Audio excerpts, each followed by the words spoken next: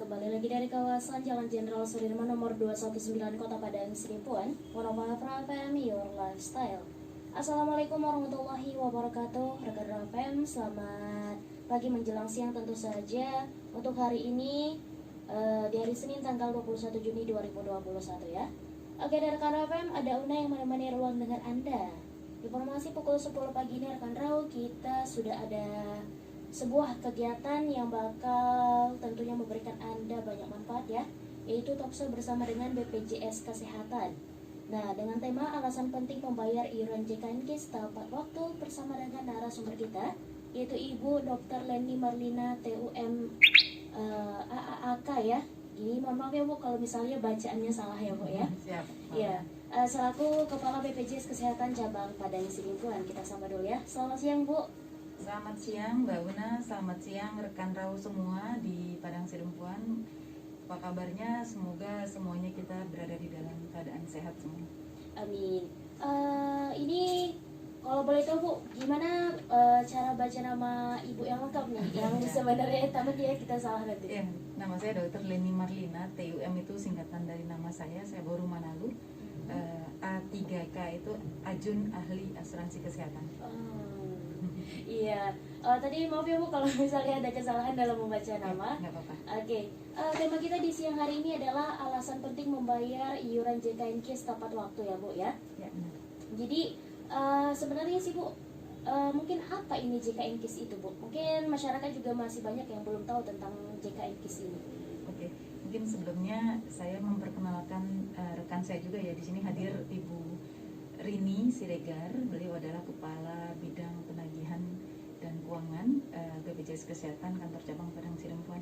Mungkin silakan Bu Rini disapa dulu teman-teman kita, rekan-rekan kamu. Ya, assalamualaikum warahmatullahi wabarakatuh. Selamat siang rekan-rekan semua Raut FM. Mudah-mudahan semuanya pada sehat semua ya. Ya, mungkin kami menjelaskan sedikit terlebih dahulu apa itu BPJS Kesehatan ya Bapak Ibu dan rekan-rekan Raut sekalian, karena mungkin kami melihat masih ada yang belum terlalu memahami apa itu BPJS Kesehatan dan apa itu program JKN. Jadi kalau ditanya apa nama programnya adalah Program Jaminan Kesehatan Nasional.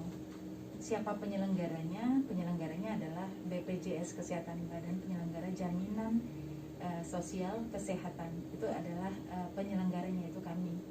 Dan kemudian apa nama kartunya? Kartunya adalah Kartu Indonesia Sehat. Cuma memang masyarakat masih sering menyebutinya dengan Kartu BPJS Kesehatan seperti itu. Jadi jangan bingung, karena itu ketiga-tiganya ada korelasinya. Nah, mungkin itu sedikit tentang BPJS Kesehatan. Oh ya, kami juga bukan badan usaha milik negara ya. Artinya kami ini adalah badan hukum publik yang tentunya tidak lagi seperti kami yang dulu di era zaman PT Askes. Dulu kami PT Askes dan itu dulu adalah BUMN. Tapi sekarang kami adalah badan hukum publik langsung di bawah Presiden, yang tentunya dalam program kerjanya ini tidak lagi bicara tentang laba. Artinya kami suatu badan hukum yang nirlaba. Mungkin itu Mbak Una. Ya, terima kasih banyak Bu. Dan mungkin program JKNKIS ini Bu, boleh dijelaskan dulu sebelum kita masuk kepada kenapa penting ini kita harus menjadi peserta JKNKIS ini. Ya, baik. Program JKN ini, Program Jaminan Kesehatan Nasional ini merupakan salah satu dari jaminan sosial yang ada di dunia sebenarnya. Jadi seluruh negara yang ada sudah menjalankan program jaminan sosial ya. Jaminan sosial itu ada 5 sebenarnya. Jaminan sosial kesehatan, kecelakaan kerja, hari tua, pensiun, dan kematian. Jadi ada 5 sebenarnya. Dan undang-undang mengatur bahwa yang menyelenggarakan adalah BPJS. BPJS ada 2, BPJS Kesehatan dan BPJS Ketenagakerjaan. Nah, program ini kami khusus mengelola tentang kesehatan. Artinya disinilah bentuk kehadiran dari pemerintah, baik itu pemerintah pusat maupun pemerintah daerah, dalam memastikan agar masyarakatnya yang mengalami kondisi sakit itu istilahnya terjamin pembiayaannya. Ya kalau terjamin sembuhnya itu di tangan Tuhan ya. Tapi paling tidak ada upaya dari kita ketika masyarakat kita sakit, kemudian nanti pembiayaan yang tidak terprediksi tersebut itu bisa dikelola oleh BPJS Kesehatan, yang dalam hal ini kembali ya ke segmennya, karena ada banyak segmen di sini. Ada yang PBI, penerima bantuan iuran, dan ada yang non PBI, non penerima bantuan iuran. Nah, jaminan kesehatan seperti apa yang dijamin? Seluruh pembiayaan kesehatan yang sifatnya indikasi medis. Jadi bukan atas permintaan, misalnya atas permintaannya sendiri, misalnya ya, ingin dilakukan operasi seksio sesarian untuk persalinan, misalnya, itu tidak bisa. Tapi semua yang istilahnya ada kaitannya dengan indikasi medis, maka itu akan dijamin oleh negara melalui program jaminan kesehatan nasional. Seperti itu Mbak. Ya, terima kasih banyak Bu. Dan mungkin juga boleh disampaikan Bu tentang landasan hukum yang melandasi kegiatan dari program medis kita ini Bu. Nah, kalau dari ketentuannya sendiri ya, sebenarnya kalau kita mau lihat lebih dalam lagi, ini ada pada Undang-Undang Nomor 24 ya. Jadi memang tahun 2004 yang lalu sudah dibentuk beberapa regulasi yang mendasari ya. Tapi kita bicara saja yang paling terupdate ya, yaitu pada Peraturan Presiden Nomor 64 tahun 2020. Itu yang paling terupdate, yang mengatur pelaksanaan dari program jaminan kesehatan nasional ini. Ya, terima kasih banyak Bu. Dan ini pertanyaan yang berikutnya ya, yang memang mungkin bagian dari tema kita ini. Kenapa kita harus menjadi peserta JKN KIS Bu? Ya, itu pertanyaan yang sangat mendasar ya Mbak Una. Karena artinya gini, dulu zaman kami masih PT Askes ya, kami hanya mengelola Bapak Ibu PNS, pensiunan serta keluarganya. Itu hanya sekitar 16 juta jiwa seluruh Indonesia. Sedangkan masyarakat Indonesia itu bukan hanya PNS kan, Ya, ada 270 juta penduduk Indonesia yang juga secara undang-undang di UUD nomor 45 pasal 34 harus istilahnya harus diberikan jaminan kesehatan oleh pemerintah. Nah, oleh karena itu setelah kami ditunjuk menjadi Badan Penyelenggara Jaminan Sosial Kesehatan, target kami adalah agar seluruh masyarakat Indonesia 100%-nya itu memiliki jaminan sosial kesehatan, sehingga kalau misalnya sakit nanti akan ada yang membiayai ya dari sejumlah pembiayaan yang harus diberikan kepadanya. Nah, alasannya untuk menjadi peserta JKN KIS yang pertama tadi ya jelas perlindungan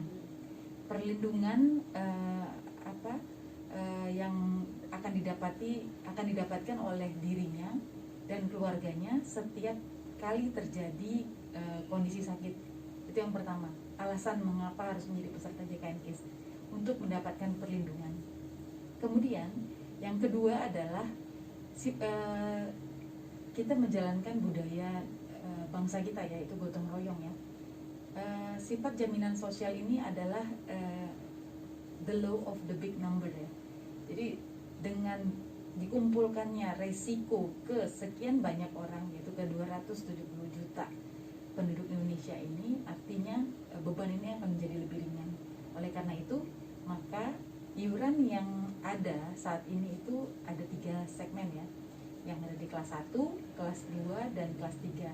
Tergantung kemampuan daripada masyarakat untuk mendaftarkan dirinya dengan kemampuan keuangannya. Tadi saya ada sampaikan ada 2 segmen peserta, PBI dan non PBI. Kalau PBI, penerima bantuan iuran, itu dibayar oleh pemerintah, baik pusat maupun daerah. Jadi mereka bukan gratis, tapi ada yang membayarkan, donaturnya pemerintah. Jadi mereka tinggal mendapatkan kartu Indonesia Sehatnya tanpa harus melakukan pembayaran, karena memang masuk ke dalam kategori yang harus dibantu pembayaran iurannya. Nah, selebihnya itu masuk ke dalam kategori non PBI, bukan penerima bantuan iuran. Nah, kalau bukan masuk ke dalam kategori orang yang harus dibantu, maka dia harus mendaftarkan dirinya secara mandiri. Nah, itu yang tadi saya sampaikan di kelas 1, 2, 3 tergantung kemampuannya. Kalau kelas 1 itu iurannya sebanyak 150.000 per jiwa per bulan. Kelas 2 itu 100.000 per jiwa per bulan, dan kelas 3 itu ada di 42.000 per jiwa per bulan. Ini yang tadi sifat gotong royong tadi ya, yang saya sampaikan kenapa kita harus mendaftar menjadi peserta JKN KIS. Tinggal kita sesuaikan dengan kemampuan kita, dan kemudian sifatnya akan jadinya gotong royong. Mungkin hari ini kita sehat, tapi kita tidak tahu kapan kita sakit. Ketika kita sakit, nanti ada orang lain yang tidak kita kenal tapi masuk ke dalam skema jaminan kesehatan nasional ini yang akan membantu kita. Kalau kita hitung-hitung 42.000 per bulan itu tentunya nggak seberapa ya, dibandingkan kalau kita misalnya kena DBD, demam berdarah, denggi. Itu kalau masuk ke rumah sakit nggak kemana 5 juta. Coba bagikan 5 juta dibagi 42.000. Artinya saat kita sakit ada ratusan orang, sekitar 800-an orang yang akan nyumbangin sejumlah duit gitu misalnya untuk kita karena kita sakit demam berdarah. Nah, begitu juga ketika kita sehat nanti. Ada yang sakit di tempat lain, ya kita akan bergotong royong untuk membantu dia. Memang begitulah mekanismenya. Banyak yang sering bilang, rugi dong kalau saya nggak sakit, saya nggak pernah dapatkan saya hanya bayar aja, saya nggak pernah manfaatkan. Nah, ini yang mungkin juga harus diperbaiki ya dalam mindset masyarakat. Justru kalau kita sakit, justru kalau kita sehat, ya itu malah targetnya seperti itu. Jangan sampai sakit. Tapi kalau kita nanti sakit, kita kan nggak bisa prediksi, kita nggak bisa memilih. Sakitnya jangan sakit perut ya, jangan sakit kanker ya, hanya sakit-sakit biasa ya, kan nggak bisa milih gitu ya, namanya sakit ya. Nah, oleh karena itu karena tidak bisa terprediksinya, tidak bisa terduganya kapan kejadian sakit, maka kita harus mendaftar menjadi peserta JKN KIS. Dan kemudian yang ketiga alasannya adalah patuh kepada regulasi yang dibuat oleh pemerintah. Nah, di sini patuh, kenapa saya bilang patuh? Karena memang undang-undang atau peraturannya sudah menyatakan bahwa per 1 Januari 2019, dan lewat ya Mbak Una, 2 tahun ya, bahwa seluruh masyarakat Indonesia wajib mendaftarkan dirinya kepada program JKN KIS. Kalau saya sebagai masyarakat ya, saya melepaskan atribut saya sebagai pegawai BPJS Kesehatan, saya melihat justru ini bukan patuh, tapi ini adalah suatu kondisi yang menjadi hak saya. Ini adalah hak rekan-rekan Raut. Karena apa? Karena ketika yang tadi saya bilang, kondisi sakit terjadi kepada kita. Kalau tidak ada program ini, artinya kita bayar sendiri. Padahal tadi saya sudah sampaikan di Undang-Undang Dasar 1945 disebutkan bahwa di pasal 34 bahwa seluruh masyarakat Indonesia harus diberikan perlindungan kesehatan oleh negara. Nah, inilah negara sedang hadir. Tapi kalau kita juga tidak mau melakukan pendaftaran dikarenakan terlalu berhitung iurannya, saya pengennya gratis aja. Belum ada Bapak Ibu. Bahkan negara maju, negara di Eropa sana, Inggris, Jerman, Amerika, Jepang, Malaysia dan lain-lain, itu negara-negara kaya itu saja tidak bisa menggratiskan masyarakatnya, apalagi negara kita yang notabene masih dalam kondisi seperti ini. Nah, inilah yang saya sampaikan bahwa sebenarnya bukan tingkat kepatuhan yang kita bahas, tapi di sini bagaimana kita memahami untuk menerima hak yang harus kita terima dari pemerintah, yaitu perlindungan kesehatan. Mungkin itu Mbak Ina alasannya. Ya, terima kasih banyak Bu, dan rekan-rekan cukup jelas ya apa yang disampaikan oleh narasumber kita. Apa saja alasan-alasan kenapa sih kita itu harus menjadi peserta JKN KIS. Nah, tadi ada 3, ada perlindungan, gotong royong, dan patuh. Nah, jadi rekan-rekan kita break sebentar, nanti kita bakal hadir kembali tentunya membahas tentang kenapa kita penting banget untuk menjadi peserta daripada JKN KIS ini ya. Dan juga nanti banyak hal yang bakal kita bahas terhadap kegiatan program JKN KIS ini. Jangan kemana-mana, tetap di 105 FM Your Lifestyle.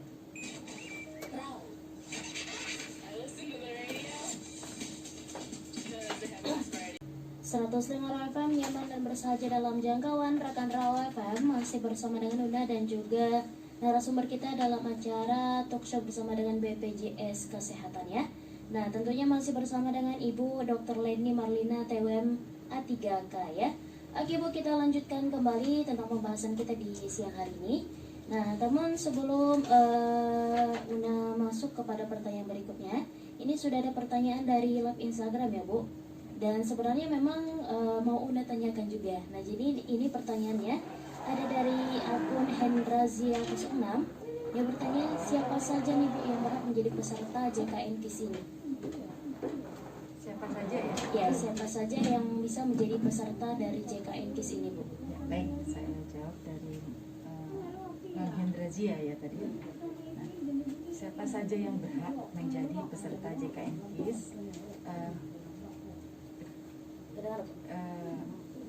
Seluruh masyarakat Indonesia berhak menjadi peserta JKN KIS. Jadi karena tadi saya sampaikan di awal bahwa memang keberadaan program jaminan kesehatan nasional ini, program yang diselenggarakan oleh BPJS Kesehatan ini, memang adalah menjawab dari kebutuhan Undang-Undang Dasar 1945 ya. Jadi memang seluruh masyarakat Indonesia berhak menjadi peserta JKN KIS. Bahkan masyarakat asing, warga negara asing yang bekerja minimal 6 bulan di Indonesia pun berhak untuk menjadi peserta JKN KIS. Mungkin itu Mbak Una. Ya, terima kasih banyak Bu. Dan terkait juga pada pertanyaan kita ya tentang siapa saja anggota keluarga yang terdaftar Bu. Ya, jadi kalau kita bicara tentang komponen peserta JKN KIS tadi sudah saya sebutkan adalah PBI dan non PBI ya. Nah mungkin kalau yang PBI kita tidak usah bahas karena memang itu yang menentukan siapa yang akan dibantu adalah pemerintah sendiri ya. Jadi kita akan fokus bahas ke non PBI. Nah kalau non PBI ini pun itu ada beberapa segmen. Segmen pekerja penerima upah dan segmen dari bukan pekerja penerima upah. Jadi ada dua dari segmen non PBI ini. Kalau pekerja penerima upah seperti PNS, TNI, Polri, kemudian pekerja di sektor swasta komersial.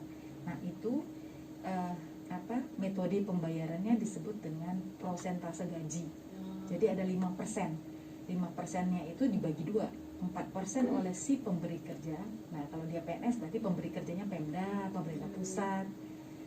Kalau dia pekerja swasta berarti perusahaannya 4% dikalikan jumlah gaji yang diterima, dan kemudian 1%-nya dari si pesertanya sendiri. Jadi kalau Bapak Ibu PNS tuh, kalau memang kita punya orang tua yang PNS ya, itu 1% dari gaji beliau itu dipotong untuk iuran JKN-nya. Nah, siapa saja yang terdaftar?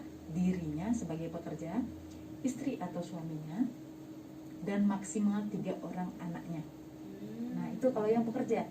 Kalau dia bukan pekerja, contohnya bukan pekerja penerima upah ya, contohnya pedagang, tukang beca, tukang bakso, pokoknya yang punya istilahnya yang bukan menerima gaji secara rutin tiap bulan, itu kita sebut bukan pekerja penerima upah. Itu secara mandiri mendaftarkan diri dan keluarganya berdasarkan KK. Jadi siapa aja yang harus didaftarkan? Kepala keluarga dan seluruh keluarga intinya. Jadi kalau kita secara definisi ya, pengertian keluarga inti adalah suami, istri, dan anak kandung atau anak angkat yang diangkat melalui proses pengadilan. Nah itu dari dalam KK itu semuanya harus daftar. Jadi kalau misal anaknya ada 5, ya berarti bapak ibunya 2, anaknya 5, berarti 7 orang harus daftar semua.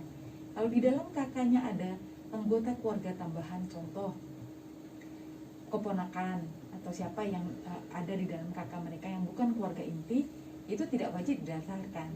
Tapi ada alangkah baiknya saran kita ya tetap sekalian didaftarkan supaya nanti dia juga mendapatkan jaminan perlindungan kesehatan. Mungkin itu Mbak Una. Ya, terima kasih Bu. Dan masuk kita kepada topik yang seharusnya kita bahas dalam acara talkshow kali ini, karena tema kita juga di siang hari ini adalah alasan penting membayar iuran JKN KIS tepat waktu ya Bu. Dan kemudian pertanyaan selanjutnya, penyesuaian besaran iuran JKN KIS ini Bu, ini bagaimana penyesuaian dari besaran iurannya Bu?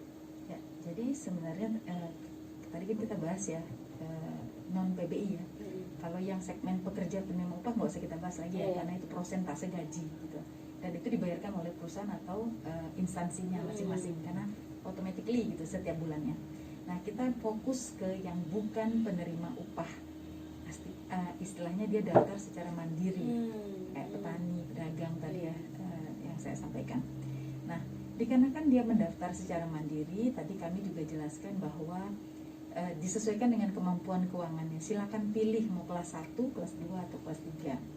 Nah, terkait dengan penyesuaian iuran ini, dapat saya informasikan juga kepada seluruh rekan RAU bahwa kondisi iuran yang ditetapkan melalui Perpres 64 tahun 2020 yang terakhir ya, itu masih belum sesuai dengan iuran yang seharusnya. Jadi dengan kata lain, baik kita miskin maupun kaya, itu masih disubsidi oleh pemerintah. Ya. Jadi contohnya saja di kelas 1 itu 150.000. Nah, kelas 1 ini kan biasa yang mampu ya, yang mampu, yang punya uang lebih, dia akan memilih di kelas 1 supaya pelayanannya mungkin karena sebenarnya perbedaan pelayanan kesehatan tidak ada. Cuma perbedaannya ketika kita rawat inap di kelas 1 itu satu kamar berdua kan gitu ya. Kalau yang di kelas 3 ya bangsal agak rame ya, sekitar 6-8 orang satu kamar gitu. Nah, cuma itu aja perbedaannya. Nah, terkait dengan pemilihan kelas oleh masing-masing masyarakat ya sesuai dengan kemampuannya ini, sebenarnya di kelas 1 itu masih disubsidi. Perhitungan aktuaria itu adalah ilmu yang menghitung tingkat risiko ya, sampai terbentuknya iuran suatu asuransi. Sebenarnya belum cukup. Sebenarnya iuran kelas 1 kita ini ada di sekitar 250-an ribu per jiwa per bulan. Namun pemerintah saat ini masih menggunakan konsep bantuan ya dari APBN sendiri untuk memastikan masyarakat kita terdaftar dulu. Nah, nanti sambil melihat kondisi tentunya pasti akan dilakukan penyesuaian. Jadi kalau mungkin rekan-rekan RAU pernah mendengar ya, iuran BPJS Kesehatan naik kan gitu ya. Nah, itu memang terjadi Bapak Ibu, tapi sebenarnya bukan naik, tapi mengalami penyesuaian. Karena apa? Kondisi saat ini mau kita kumpulin pun iuran seluruh Indonesia, lancar pun pembayarannya, tidak ada yang nunggak, pun iuran ini masih belum cukup. Karena apa tadi? Jumlah kasus sakit di rumah sakit dan di fasilitas kesehatan kita itu cukup tinggi. Nah, ini yang juga memang memerlukan sinergi ya dengan Kementerian Kesehatan, dengan teman-teman jajaran Dinas Kesehatan untuk memastikan bahwa promotif preventif masyarakat kita untuk menjaga kesehatannya itu semakin ditingkatkan. Karena apa? Bukan suatu prestasi jumlah angka kesakitan itu tinggi gitu. Justru kita ingin menekan agar masyarakat kita sehat, dan tentunya pembiayaan pelayanan kesehatan yang memang anggarannya terbatas ini juga cukup dan sangat terseleksi untuk masyarakat yang memang sangat membutuhkan. Mungkin itu Mbak Una. Ya, terima kasih banyak Bu. Dan pertanyaan berikutnya, manfaat dan sanksi bagi peserta jika kepesertaan ini itu aktif ataupun peserta yang menunggak Bu. Nah, kalau kartu kita aktif dari segmen mandiri ini ya, kalau kartu kita aktif tentunya kapanpun kita bisa menggunakannya. Seperti yang tadi saya sampaikan, kejadian sakit itu sangat tidak terprediksi, resikonya kapan kita tidak tahu. Nah, oleh karena itu, karena kartu kita aktif, maka kita akan mudah mengakses fasilitas pelayanan kesehatan di seluruh Indonesia. Karena kartu Indonesia ini bisa dipakai di seluruh Indonesia. Ada prinsip portabilitas, artinya tidak ada pintu tutup, dimanapun bisa pakai kartu ini. Jadi terutama anak-anak yang lagi sekolah, misalnya orang tuanya mungkin di luar Sidempuan, dia kuliah di IAIN atau di universitas lainnya yang ada di sini, jadi bisa mendapatkan pelayanan kesehatan di sini. Dengan cara apa? Melakukan pembayaran tepat waktu. Pembayaran iuran JKN itu sebaiknya paling lama tanggal 10 setiap bulannya. Caranya bisa bayar melalui kanal-kanal pembayaran kami yang ada di banyak tempat, contoh Indomaret, Alfamidi, Pegadaian, kantor pos, bank, BRI, Mandiri, BNI. Ada juga sebenarnya BTN dan BCA, cuma BCA dan BTN di sini tidak ada. Dan kemudian pembayaran di bank ini juga bisa melalui metode auto debit. Jadi banyak sekali masyarakat kita yang kadang-kadang lalai melakukan pembayaran maksimal tanggal 10, sehingga akhirnya begitu tanggal 1 bulan depannya kartunya langsung nonaktif. Rekan-rekan tahu. Jadi jangan berpikir BPJS kan kalau saya nggak bayar nggak tahu. Jadi sistem sudah mengatur semuanya. Ketika hari ini bulan Juni saya belum bayar, ini posisi sudah tanggal 21, sampai tanggal 30 nanti saya nggak bayar ceritanya. Nah begitu tanggal 1 pukul 00 kartu saya itu langsung nonaktif, langsung di bulan depannya kalau kita terlambat bayar. Nah itu tentunya tadi manfaat kalau kita bayar ya, artinya gampang mengakses pelayanan kesehatan. Nah begitu kita tidak bayar tadi, maka kartu kita nonaktif. Yang paling kita khawatirkan adalah ketika kita terjadi kondisi sakit kan biasanya kita bayar nih tunggakan. Nah begitu kita bayar tunggakan dan kemudian kita sakit dalam range waktu 45 hari ke depan, maka ada yang disebut dengan denda pelayanan. Itu cukup besar rekan-rekan. Jadi kalau secara ketentuan itu simulasinya ya, ini saya mungkin menyebutkan sedikit simulasi perhitungannya. Contoh, saya nunggak 2 bulan. Nah kemudian saya sakit, saya bayar dong ya. Nah begitu saya sakit, saya dapat kondisi diagnosa di rumah sakit demam berdarah misalnya. Kita bilanglah diagnosa tersebut dalam tarif inasi biji. Jadi pembayaran kami rumah sakit itu menggunakan metode inasi biji, namanya Indonesia Cash Based Group. Jadi atas kode-kode tertentu maka pembiayaan akan terbentuk. Kita bilanglah dia demam berdarah, kena 5 juta. Tadi dia nunggak 2 bulan. Nah maka selain membayar tunggakan 2 bulannya, dia juga harus membayar sejumlah denda pelayanan. Bagaimana formulasi perhitungannya? 5% dikali bulan menunggak. Tadi kan 2 ya. 5% dikali 2, kemudian dikali dengan biaya yang terjadi di rumah sakit. 5 juta misalnya. Jadi totalnya adalah 500.000 yang harus dia bayar selain tunggakannya tadi. Tadi tunggakannya 2 bulan kan gitu. Nah, bayangkan dia harus membayar denda pelayanan 500.000. Padahal kalau kita bagi 500.000 itu bagi 42.000, itu udah ada sampai hampir 10 bulan iuran yang dia akan saving gitu ya, selamatkan gara-gara lalai melakukan pembayaran tadi. Itu saya simulasikan yang murah-murah gitu, istilahnya yang kalau penyakitnya demam berdarah yang kecil-kecil gitu. Yang ngeri itu kalau dia nunggak itu 12 bulan. Kemudian dia harus operasi jantung misalnya. Ya kan, operasi jantung juga dijamin ratusan juta loh. Operasi jantung. Nah, kita bilang aja misalnya ada diagnosa yang harganya 70 juta. Dia mungkin kena kanker atau apa gitu. Nah, kemudian 12 bulan nunggak. Dia bayar dong ya karena dia sakit ya. Nah kemudian akan dihitunglah formulasi perhitungannya menjadi 5% dikali 12 bulan, karena maksimal cuma 12 bulan. Jadi kalau dia nunggak pun 24 bulan tetap kalinya 12 bulan. 5% dikali 12 bulan dikali 70 juta. Berapa duit itu? Ya kan? Secara hitung-hitungan 42 juta. 42 juta ya denda pelayanan. Namun memang di Perpres 64 disebutkan batas denda layanan tertinggi adalah 30 juta rupiah. Jadi walaupun dia hitung-hitungannya tadi 42 juta, dia hanya akan membayar 30 juta saja. Tapi itu kan cukup banyak. Kalau kita bagi 42.000, itu berapa puluhan tahun dia tidak melakukan pembayaran iuran. Nah, jadi ini Bapak Ibu dan rekan-rekan RAU sekalian yang mungkin harus kita sikapi bersama ya, bahwa ini nggak akan terjadi kalau kita tertib dan disiplin membayar iuran. Dan sebagai kondisi mungkin biar Mbak Una tahu ya, di Padang Sidempuan ini sekitar 60%-nya nunggak. Wah, luar biasa nih, makanya saya perlu siaran di RAU FM untuk mengingatkan masyarakat kita bahwa 60%-nya nunggak. Jumlah peserta di Padang Sidempuan ini, di kota Padang Sidempuan ini ada sekitar 30.000 jiwa. 60%-nya nunggak. Nah coba ya, saya yang paling khawatir itu tadi ketemu penyakit-penyakit mahal yang besar, mereka akan terkena denda pelayanan yang bisa mencapai 30 juta rupiah. Kan sayang ya. Benar, tapi Bu. kalau dia aktif tiap bulan membayar, ini akan ya istilahnya bisa kita antisipasi resikonya.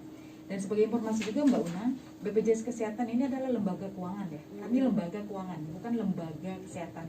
lembaga keuangan non-bank. Nah, tugas kami oleh pemerintah diminta untuk mengkolek semua iuran dari masyarakat dari all segment, baik itu pemerintah maupun dari yang masyarakat biasa.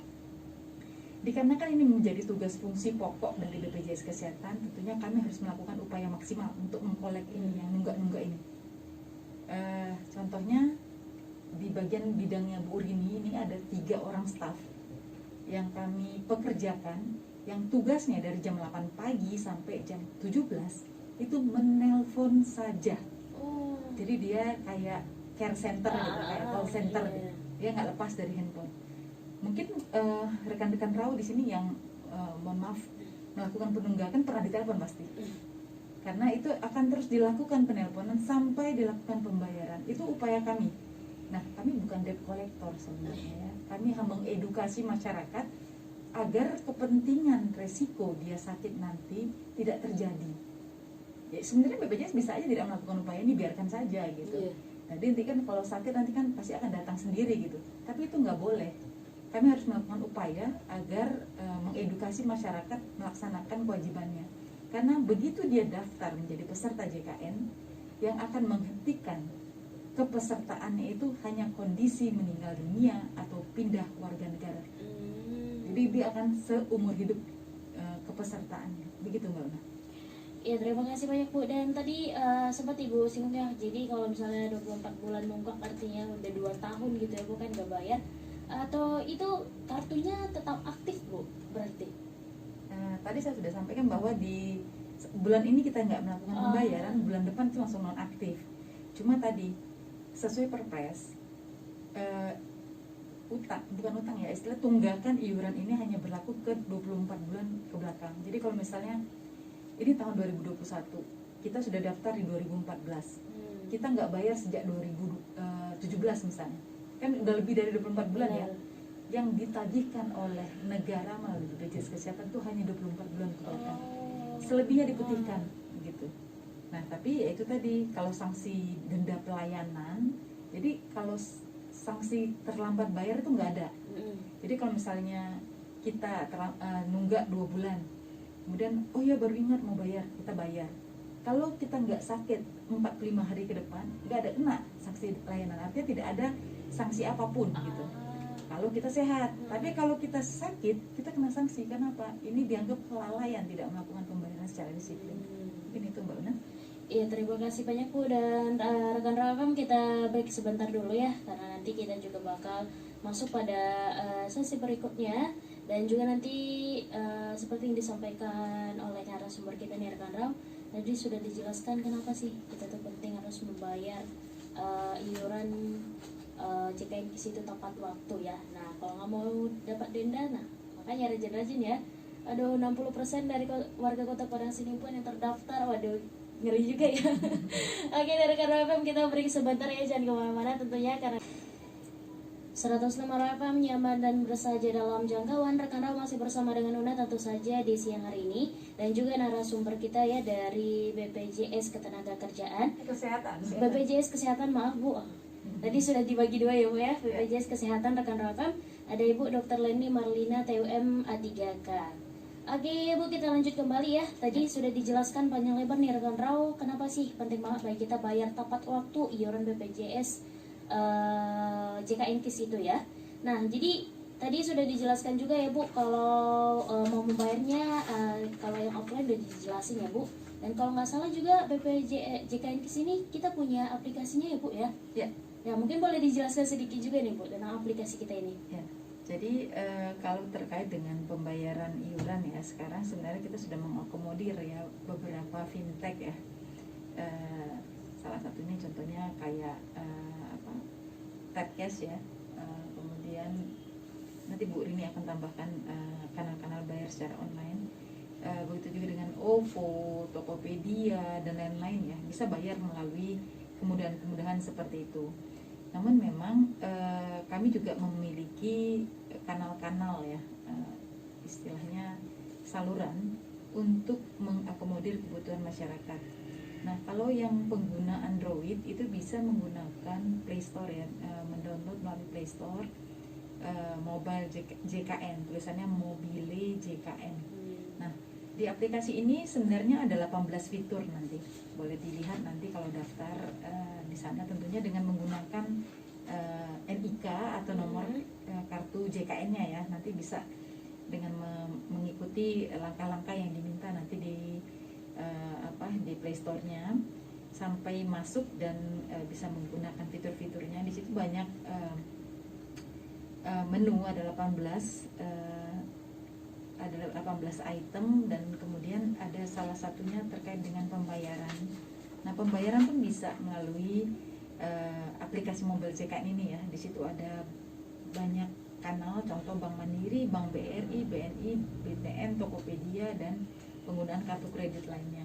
Nah, ini kemudahan-kemudahan yang sudah kami siapkan ya bagi masyarakat yang tentunya yang sudah well educated ya, istilahnya sudah sangat terbiasa beradaptasi dengan gadget dan teknologi.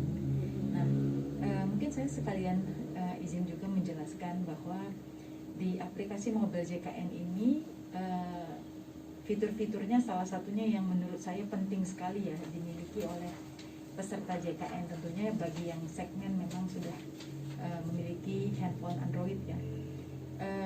Pelayanan kesehatan pelayanan BPJS Kesehatan saat ini sudah sangat dibatasi secara tatap muka, ditambah lagi dengan kondisi pandemi. Jadi tidak semua masyarakat bisa masuk ke kantor kami.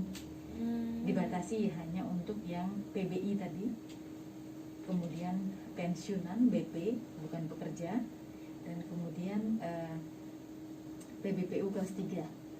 Nah, dibatasi sekali untuk masuk ke kantor kami. Kenapa yang tadi diperbolehkan? Karena asumsinya mungkin mereka belum memiliki Android gitu, karena kan segmennya penerima bantuan iuran ya. Dan yang kelas 3 lah ya, artinya mungkin kemampuan untuk membeli Android kita anggap saja asumsinya belum bisa gitu. Mereka boleh datang ke kantor kami untuk tatap muka untuk mendapatkan pelayanan administrasi BPJS Kesehatan. Selebihnya itu semua harus melalui teknologi. Ada yang melalui WhatsApp, namanya Pandawa, pendaftaran melalui WhatsApp. Ada yang melalui mobile JKN. Di situ ada 18 fitur, silakan menyesuaikan dengan kebutuhan. Mau nanya-nanya informasi, di situ juga ada. Mau menyampaikan informasi dan pengaduan, misalnya nih Mbak Una lagi di fasilitas kesehatan kami, ada sedikit hal yang mungkin dirasakan kurang memuaskan gitu ya, mau nyampaikan ke pihak fasilitas kesehatan mungkin sungkan, mungkin gitu ya, mau ke BPJS Kesehatan jauh gitu misalnya untuk dijangkau. Nah, tinggal klik aja di salah satu fitur yang namanya di situ informasi dan pengaduan, maka seluruh kebutuhan pelayanan yang sifatnya informasi dan penyampaian pengaduan itu akan diakomodir secara cepat. Ini kayak panic buttonnya kepolisian lah. Jadi kapan saat dibutuhkan itu dapat bisa dilayani. Nah, ini kanal-kanal yang kami ciptakan sebenarnya. Nah, ada kanal lain namanya Care Center 1500-400. Jadi di 1500-400 ini ada sebenarnya di belakang kartu JKN-nya Bapak Ibu rekan-rekan rawat. Cuma karena mungkin jarang dilihat gitu ya. Jadi nggak terinformasi gitu. Jadi 1500-400 ini adalah care center kami, 24 jam 7 hari seminggu. Jadi anytime masyarakat bisa menghubungi BPJS Kesehatan kalau memang dibutuhkan. Ada hal-hal yang mungkin menjadi kendala ketika mengakses atau menggunakan kartu Indonesia Sehatnya. Nah, itu pun di 1500-400 pun kalau terkait dengan pembayaran pun bisa nanti dibantu menjelaskan, diarahkan dan lain-lain. Bahkan mendaftar pun bisa. Jadi nggak usah ke kantor BPJS Kesehatan gitu loh. Karena di kami sekarang kondisi-kondisi seperti itu sudah sangat dimudahkan melalui teknologi. Tapi memang ini agak kurang familiar ya buat daerah-daerah yang mungkin belum perkotaan besar ya, belum kota-kota besar. Lebih nyaman mereka datang ke kantor kita. Nah, itu seperti itu memang biasanya. Tapi itu pun tidak masalah Bapak Ibu. Tentunya Duta BPJS Kesehatan, pegawai BPJS Kesehatan siap untuk membantu kebutuhan dari masyarakat kita. Mungkin itu Mbak Una. Ya, terima kasih Bu. Dan mungkin tadi untuk penjelasan lebih lengkap tadi disampaikan oleh Bu Leli, bisa mungkin ditambahi oleh Bu Rini. Ya Bu, disilahkan Bu. Terkait dengan pembayaran Ya. online, itu memang bisa kita melalui Tokopedia.